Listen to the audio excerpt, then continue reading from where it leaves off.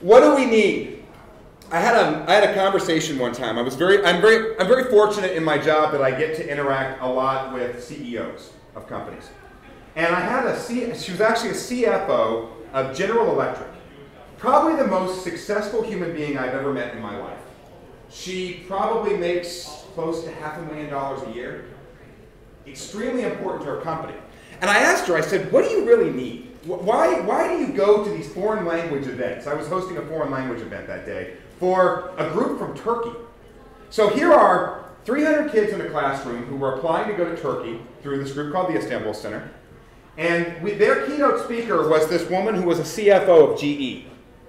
And I said, I love that you're here. Thank you for coming all the way to Georgia, to Morehouse College, to do this wonderful event. But I got to be honest with you, I can't believe you're here. Why are you here?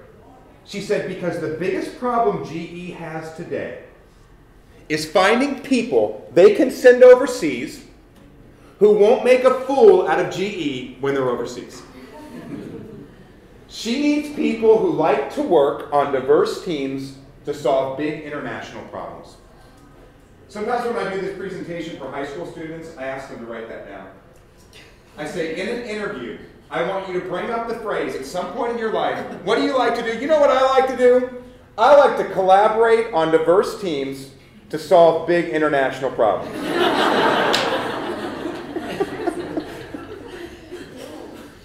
Because that's honestly what people need. That's what companies need.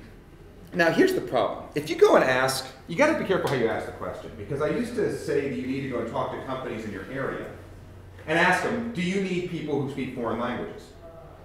They won't say yes. What they're going to say to you is, you know what we need? We need people who show up on time, who know how to dress, who won't steal, and who won't leave early. We need people who will work a hard day of work. That's if you ask most people in companies down the street.